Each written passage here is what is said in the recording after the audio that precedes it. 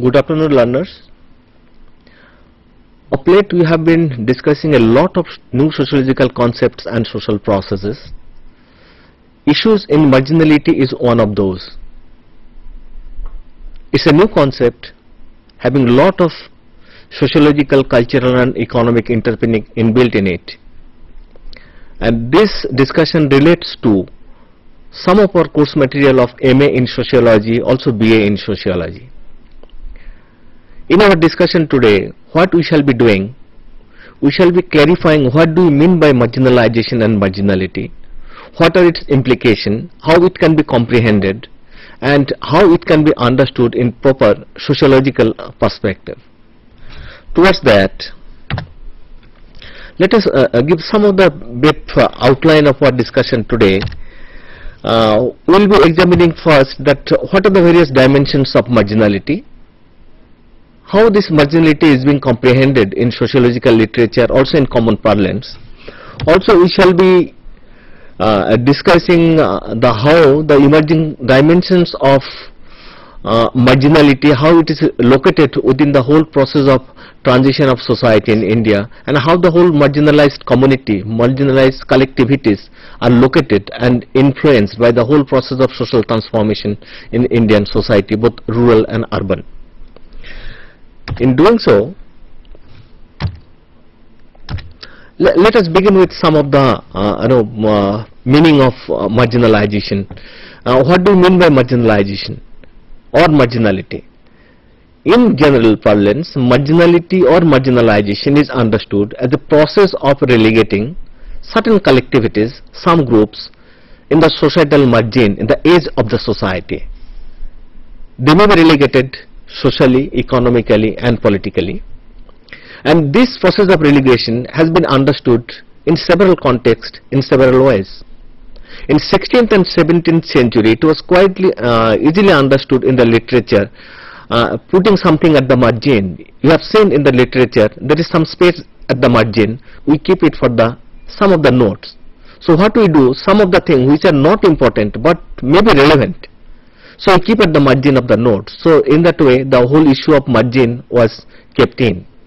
Later on it has been used in various contexts, especially for the first time it was used in the Portuguese and also Spanish context, that is whole issue of marginality.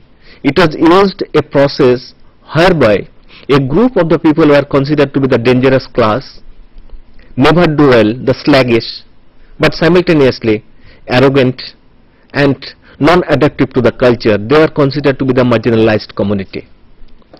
In the European and American tradition, we find a different process of articulating these categories. In American tradition, they kept on saying them as a dangerous class, while in European tradition it was accepted widely as a categories those who live mostly in the slums, non-developed areas and non-integrated with the mainstream of the life. Gradually in the urban studies, those were the demographers they used in the context of the slum dwellers, and others those who happens to be the marginalized communities. And in wider context now, we widely use now A communities, those who are relegated at the margin in several dimensions of life, so we consider them to be the marginalized communities. So what happens when we are talking about the marginalized communities? It is important that we take into consideration whole process of societal integration. In the sociological literature, as you may be knowing, we have given a lot of emphasis on integration, that some communities should be and all communities should be integrated in the mainstream of the life, with the main life of the society. So those who are not integrated, they are not considered to be a full part of the society.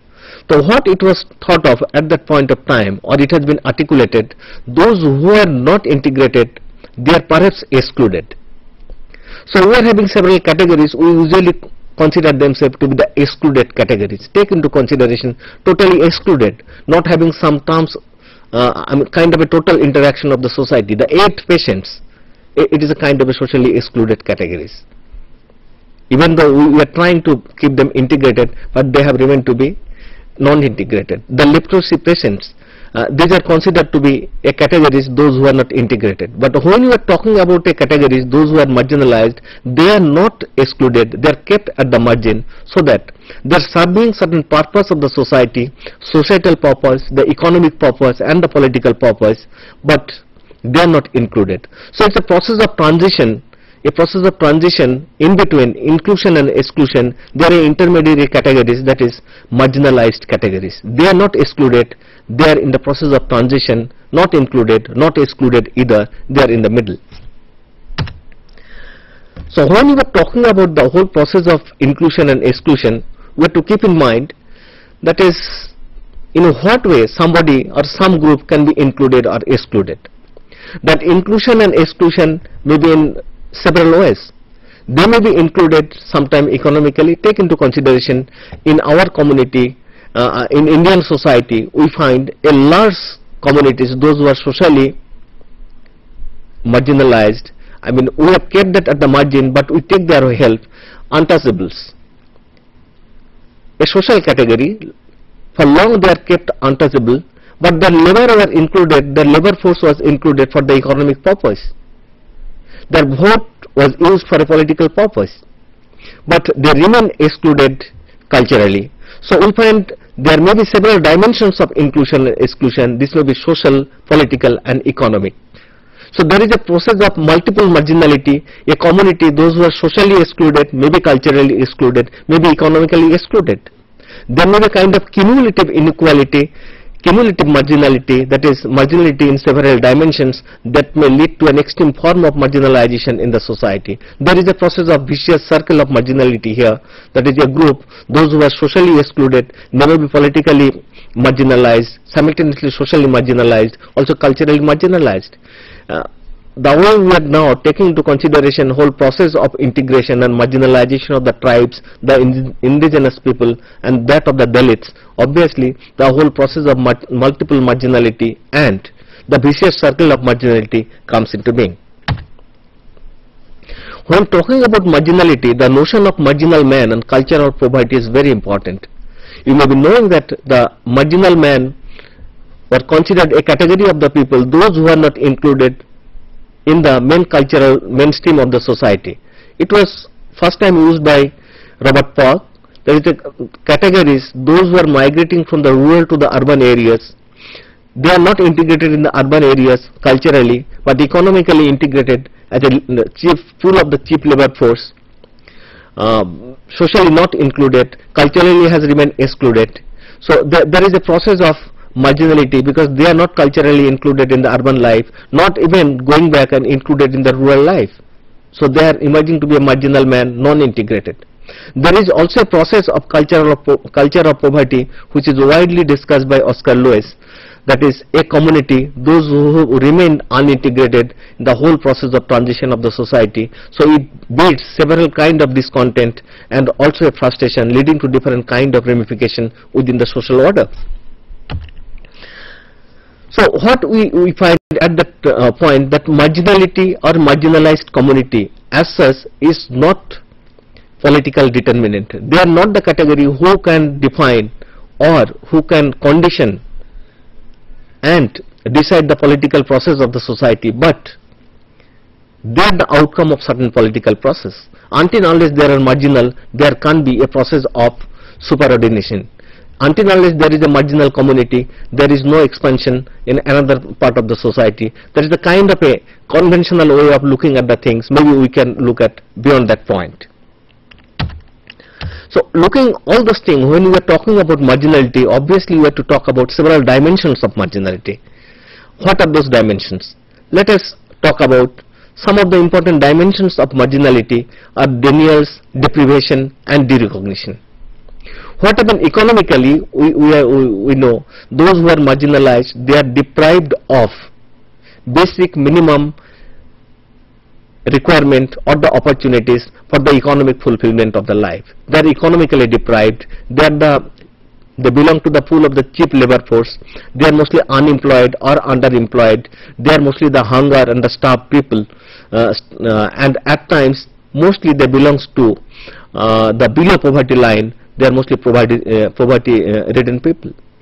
Politically, when we are talking about these marginalized people, they are deprived of proper access to the political power structure, that is in the corridors of power. You will find only a few marginalized people. They are mostly declared to be the underdogs, disempowered, non-represented or underrepresented. So anytime we are talking about this marginalized, obviously we are talking about the categories, those who are socially derecognized, politically disempowered, and also keeping themselves within the position of social and political exclusion. When we are talking about these people, they are also deprived culturally, because they are categories, those who are a part society and part culture. When we are talking about marginalized communities, we know they are not integrated culturally in the society, they must be part society. The way Robert Redfield talks about the part society and part culture in the context of the peasant society in India and abroad, we find they are mostly a part society with part culture. They are outsiders from within culturally. And there is also a process of derecognition. They are derecognized in the way their contribution, whatsoever their contribution is being made, we find that it is not recognized. Take an example, women's work. Women in our society, those who are involved in the process of homemaking, the household chores, these are for long till 1960s, their work were not considered as a work, it was considered as non-work, unpaid family work. Take into consideration the manual work, those who are making significant contribution to clean the society, to keep the society in its proper order. They are providing all varieties of services, but in economic terms they are never rewarding. What is happening in the ultimate process? We are not giving total recognition to the contribution they are making for the functioning of the society. The whole process of derecognition remains, and this derecognition totally attached from the whole process of upbringing and also sustenance of this group in the society. So when we are talking about marginality, we are also take into consideration whole process of segregation and artificial structure of hierarchy. Society is differentiated in several layers. Gender is one layer, man and woman. There may be another kind of differentiation, black and white. There may be another kind of differentiation in terms of aged and the young. But what happens when this marginality comes, we put all this social differentiation in a hierarchical order. We make certain value added position for certain categories. Women are inferior to that of men. Black are inferior to that of a white. Similarly, it is considered and it is put that tribals or the indigenous people are inferior to those of the outsiders. So in the process, whole process of alienation emerged in a new process of structure of hierarchy takes shape, which is sociologically relevant and worth examining. But whatsoever we are talking about, this kind of deprivation and denial, this take place, and simultaneously these also get legitimized within the social order. No system, no process, and none of the activities can sustain for a longer period of time unless these are sustained within the cultural superstructure of the society. So whatsoever the superordination, subordination, deprivation, denial we are talking about, these are codified and legitimized within the given societal order. Take into consideration caste as an ideological superstructure, as an institution, gives legitimacy to these varieties of societal deprivation and marginality. So whatsoever social differentiation in terms of occupation is there, these are put in a hierarchical order, and also these are sanctified with the script, with the values, with the morals of the society, and these are reproduced through the process of socialization enculturation and within the other institutionalized and legitimized process of the society. But keep in mind, when we are talking about marginality, marginality is not devoid of a process of mobility and a culture of protest and resistance. In Indian society, when we are talking about marginality or marginalized, obviously we have to talk about in terms of certain social parameters. In the social parameters, we have identified certain marginalized communities, the scheduled caste, the scheduled tribes, the other backward classes, and also women, the slum dwellers, the peasants, the aged, all are usually considered to be the marginalized communities. But in ethnic terms and also in the hereditary terms and in terms of collectivities, we usually consider the scheduled caste, scheduled tribes, other backward classes and women belong to the category of the marginalized, because in terms of major indicators of deprivation, this category is at the forefront. So taking all those things, we find that there is also a process of mobility within these marginalized communities. The sociologists have identified the process of mobilization in terms of, number one, sensitization. You have seen sensitization has widely been talked about by M.N. Srinivas. The community, those who are ritually and socially lower placed, they follow the life pattern of the higher castes and elevates their social status following the lifestyle of the upper caste. So there is a process of upward mobility within the caste order. There is also a similar process of mobility looked in, that is a process of westernization, and so process of widely talked about Kshatriyization, also Brahminization. It is replaced by the notion of Sanskritization later on. So there is a process of upward social mobility.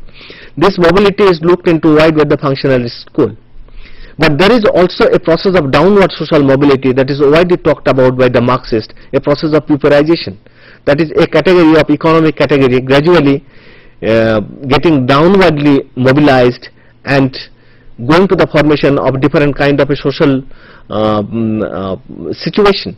Take into consideration the small peasant becoming a sharecropper, gradually becoming agricultural laborer, and then becoming landless laborer, then becoming a migrant laborer. So what is having a process of downward mobility is reflected in the category of the social collectivities. So this downward mobilization in the Marxian sense of the term is used as a process of pauperization, or we can take into consideration leading towards the process of have-nots with the process of conscientization, with the process of a class mobilization. So there is another process of social mobility, both upward and downward mobility is inbuilt within the process of marginality. Second part, mobility is also not or cannot be understood without a process of culture of resistance and culture of protest. Many a time mobility is resisted from within. That is a class, a lower caste trying to achieve the status of a higher caste. Usually it is resisted by the upper caste. There is a kind of resistance.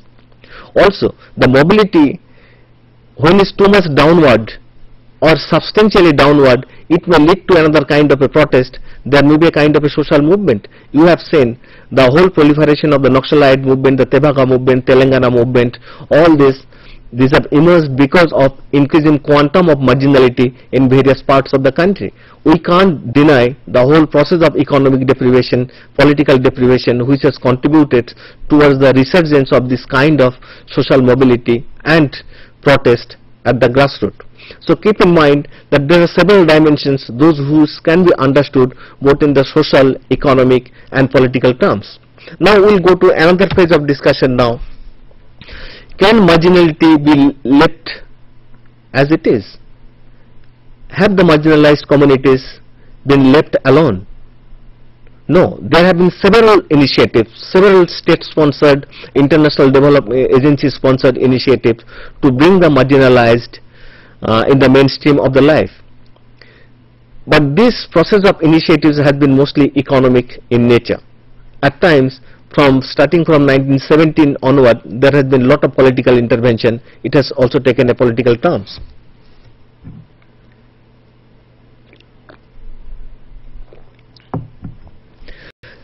within this initiative, we find that in the state-sponsored initiative and also internationally sponsored initiative, there has been some policy directives.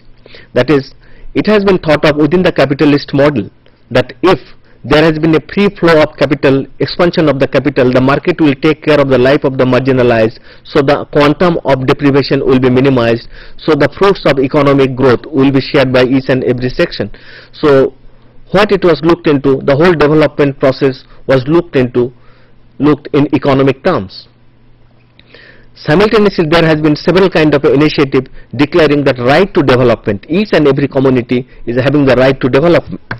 Right to development was first time initiated by the United Nations General Assembly in 1946, giving each and every community that right to development should be asserted, and state should ensure that each and every community is getting access to all those opportunities which is relevant and required for full expression of the human capabilities.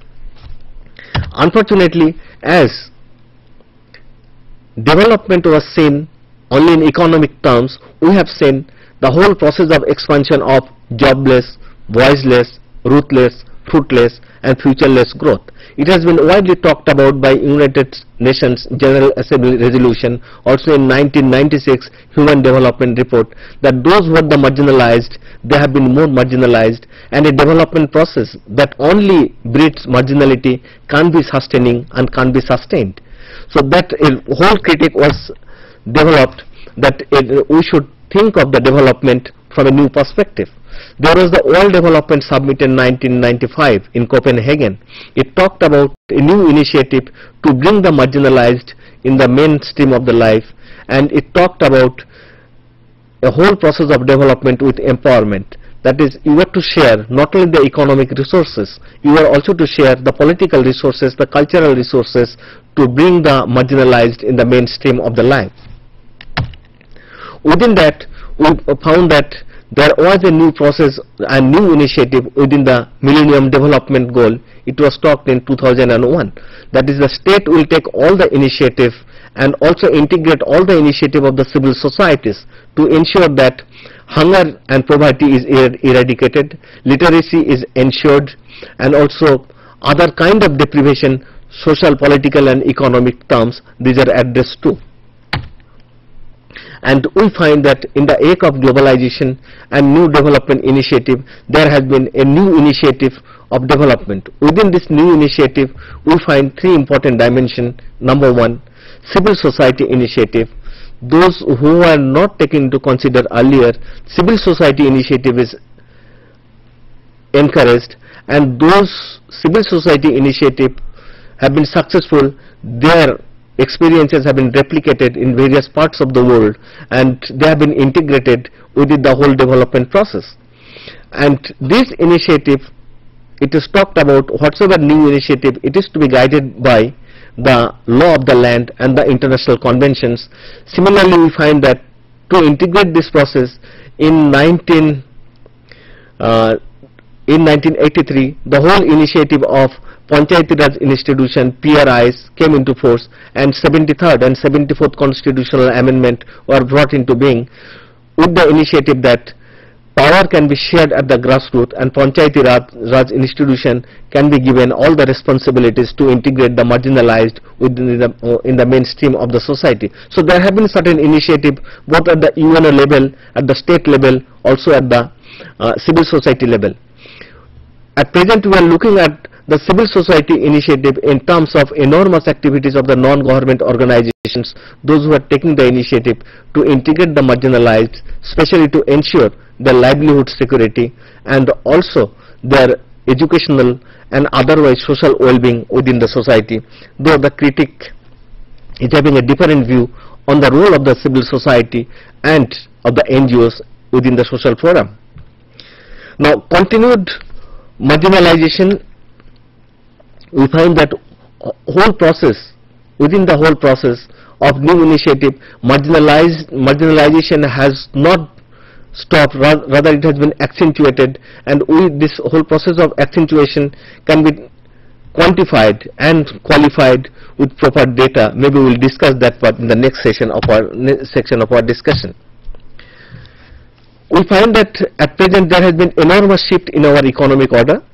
That is, society is gradually shifting from agricultural base to that of a industrial to knowledge economy base. In earlier, more than 82% of our, say around 60s, 82% of our labor force was involved in agriculture. Now, more than 48, that is less than 50% of our population is engaged in agriculture. The service economy, which was contributing, accommodating only 13% of our labor force, now it accommodates more than 39% of our labor force. The industrial sector has remained more or less the same. It is only accommodating around 11 to 12% of our labor force. In terms of GDP now, we find that highest number of the GDP is coming from the service sector, that is the knowledge economy. That is more than 56% of our GDP is coming from the service sector. Agriculture is contributing to the extent of 28%, and also industry more or less the similar percent, maybe 23 to 27% in recent decades. So we find a phenomenal shift in our economic order. Within that, we find there has been sharp decline in our land-man ratio. When we got independence, our land-man ratio was to the extent of more than 1 hectare per person. Now in 2003, our land-man ratio has declined to the extent of 0.78 decimal per person, a sharp decline in our land-man ratio. What has happened simultaneously? There has been sharp increase in the marginal holding and casualization. Marginal holding means those who are occupying more than 0.4 decimal of land. They are occupying more than 76% of our population, and there has been enormous process of casualization in three sectors. That is, number of casual workers, those who are getting less than 186 days of work per annum, their number has increased.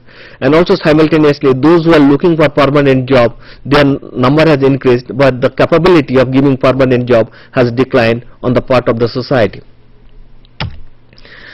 We find, as I talked about, there has been enormous shift in our occupational structure. And what we find, a process of casualization I talked about, it has been enormous interface with that of the caste order of our society. That is, the whole process of casualization, that is non-availability of the permanent job, non-availability of more than 180 days of work, and also non-availability of job in the formal sector of the economy. This has been reflected in terms of while we examine the patterns of employment of the scheduled caste, scheduled tribe and the other backward castes in our society. So casualization is having a direct interface with that of the marginalized community in our society, and women of these communities, of all these communities, scheduled caste, scheduled tribes and the other backward classes, have been doubly oppressed so far as their work participation is concerned. India, as we have seen, there has been always low level of human development indicators. Even after 60 years of independence, more than 36% of our population are illiterate. More than 20% of our villages don't get the sufficient water supply, even safe drinking water supply. More than 17% of the mother don't get the trained ayah or medical personnel while in case of pregnancy. Number of people, those who are attended during general illness by trained practitioners, it is not even 40% in our country, and the man and medicine ratio is quite low in terms of any other developed parts of the world. So we find that there has been low level of development so far as the human development indicators are concerned. But who are the most victim? Usually it is the marginalized section of the people, those who are least influenced by the whole process of human development indicators.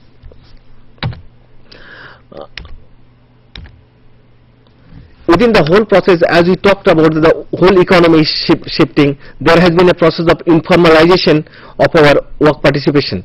Recently, Arjun Sengupta report widely points out that more than 82% of our workforce in India is engaged in informal sector, and more than 85% of our population average earning is less than 20 rupees per day.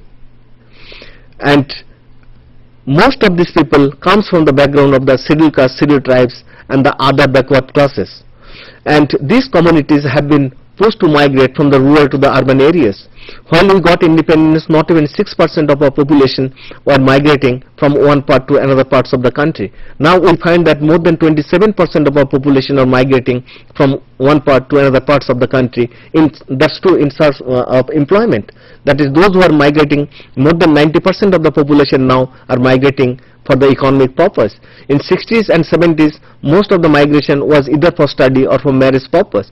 Now we find that most of the migration is taking place because of this economic transition, social transition of the society. Within this, we find the whole process of digital divide, with the knowledge economics flourishing, whether we find a kind of glaring proliferation of the knowledge economy, the BPOs and others, which is occupied mostly by the elite and the literate section of the population. Marginalized section of the population are yet to come to the doorstep of those BPOs and this digitally equipped industries. So there is a process of segmentation of the society, resegmentation of the society, so far one's access to the ICTs, information and communication technologies, are concerned. In the whole process, we find that scheduled caste, scheduled tribe, other backward caste and the women, those who form the core of the marginalized section of the society, has emerged to be socially, economically and culturally decontextualized. Now what is happening in the process of decontextualization? There has been several important development. One is that as there has been dilution in the conventional modes of mobility for the marginalized. We find that those who are marginalized, they are earlier mobilized either downward or upward. Those who are downwardly mobilized, they are mobilized to be either from a small farmers or peasant to that of a sharecroppers, agricultural laborers or landless laborer, or upwardly mobilized, trying to upgrade their social status following the lifestyle of the upper caste. Now we find that there has been a process of different kind of a mobility, a kind of a horizontal mobility. That is, economic deprivation has been slightly arrested so far as the state intervention, in terms of keeping in view the state in nature of the state and civil society intervention. We find more and more horizontal mobility, that is, an agricultural laborer now migrating to the urban areas in terms of space to be a construction laborer, or an agricultural laborer migrating to the urban areas to be a mali or to be a milk seller. So there has been enormous process of horizontal mobility so far as the marginalized communities are concerned. So we find the traditional modes of employer-employee relationship, which was or is guided by the land-based relationship, is totally eroded. So there has been a different process and different kind of social articulation of relationship, and within which the marginalized communities are located today. Now what is happening? In spite of this mobility, we find there has been a reconcentration of those marginalized at the bottom of the hierarchy. They may be migrating from the rural to the urban areas, but they are concentrating in the urban areas as a slum dwellers, or in the industrial sector, or in the semi-industrial sector as a non-formal workers. As the Arjun Sengupta report, that is report for the work participation in the informal sector, widely points out that a high concentration is located in terms of low paid employment, employment insecurity, and also livelihood insecurity. All these are reflected in terms of one's concentration in the lower bottom of the society. But what has happened? All this has produced a kind of a new collectivities, and these collectivities are to be understood not in terms of pre-existing employer-employee, rural-urban, or a guided kind of a relationship. It is having a different kind of manifestation, having a linkages with the wider world. Earlier, we have seen, or we have defined the society or community in terms of certain space. That is, a community is either from the northern India or southern India, or from eastern India, or from the tribal or from the hill areas. Now the communities are difficult to be defined in terms of space. they are spread all over the country, or they may be linked all over the country through ICTs or other kind of communication. And this communication having several kind of ramification in terms of their surroundings or in terms of their expression of discontent in the society. In the classical theories or in the classical way, we have seen that marginalized communities have participated in social protest, or they have participated in social mobility, but that thing has been widely understood by the functionalists. Functionalists have not taken into consideration that protest as a kind of a social protest, rather it has been taken into consideration a kind of a deviant social behavior. No social protest is a social protest, a social until unless it is institutionalized. Anything uninstitutionalized were considered to be a part of a deviant social behavior. Later on, the Marxists and the Marxiologists, they consider the social movement and this kind of a protest are social, because social is yet to be defined, and every time the social parameters of collectivities keeps on changing. So there is a process, we can re-examine the process of articulation of one's interest within this social formation. Later on, the social movement is also understood of the marginalized in terms of the political process and resource mobilization theories. That is, a social movement is not independent of outside intervention. That is, that intervention is taken care of with the resources which is made available to them to protest or to pretend to protest to suffice the interest of another categories of the people. So here we find it is not as much the identity of the marginalized group, rather the interest of the marginalized group, interest of one section of the population were taken into consideration. We find later on a new kind of manifestation has taken place, whereby it is the identity of the marginalized are taken into consideration, not the immediate interest. In terms of identity, we find that these identities are not located in one place, but rather these are like a flexible, dynamic identity which is widely guided by a sense of fluidity, a kind of a fluid identity and fuzzy kind of collectivities, because these collectivities, if it is not geographically grounded, how it can be collectivized.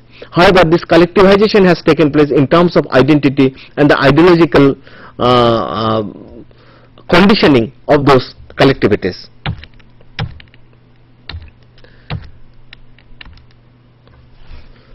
What is happening at present when we are talking about those collective identities? These collective identities are not to be understood only in terms of total collectivities, identities of those collectivities, but rather collective representation of the self. Those who are participating in this collective mobilization, the marginality and the marginalized communities is to be understood in terms of total reflection of the self. Also in terms of fragmentation of those social collectivities and multiple expression of those identities. At times, those identities are in the process of reformulation. Take into consideration identity of the scheduled caste. Can't be understood as a kind of a homogeneous identity, because within that we find a different kind of manifestation in terms of localized identities with a wider connectivity. In terms of take into consideration Malla, Madika and others, those who are from Telangana region, they are having a different kind of identity. Even being scheduled caste, they are consolidating their interest and they are articulating their whole issues. A process of subcategorization within those communities. So there is a process of re-articulation of issues and articulation of interest, but the wider process of articulating those identities has remained to be fluid and fuzzy. What has happened? The whole process, there has been a process of state failure, and the state failure has been widely understood in terms of proliferation of the NGO activist, and NGO activist has emerged, has talked about in terms of its co-option by the state and the government in power. Whatsoever civil society initiatives have been initiated for the empowerment of marginalized, it has been thought of in terms of civil society initiatives, but the civil society initiative is not independent of the state intervention or the perspectives of the state in power. So what we find in the whole process, a process of institutionalization of grassroots mobilization, because NGOs and the civil society, they are initiating a process of mobilization which is institutionalized, number one.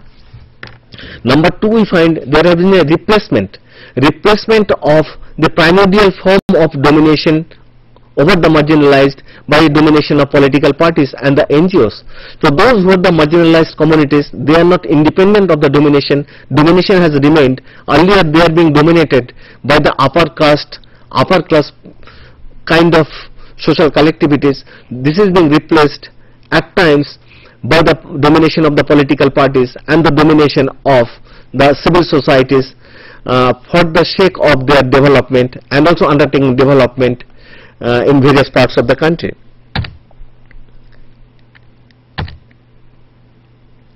In the whole process, we find that when we are talking about a kind of a concerted effort, the difference between the political party and the state has been minimized, and the marginalized communities, interest of the marginalized communities are reformulated in a new context, because as the partners of development, they have emerged to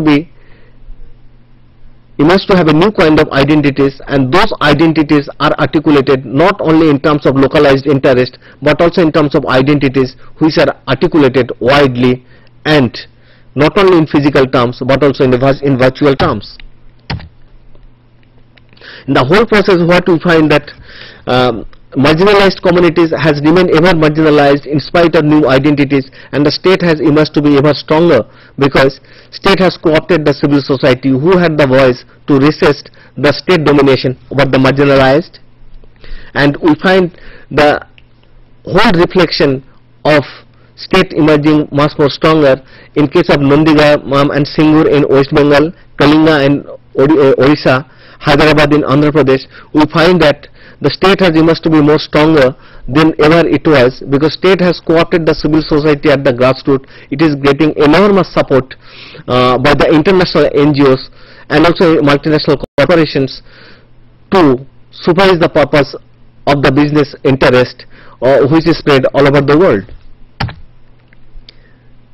Now, sustained marginalization in one hand and also collective mobilization of, on the other, has been able to produce any alternative identities, any alternative kind of a formation, since any secular identity has not been able to emerge, has not been able to supervise the purpose of the marginalized.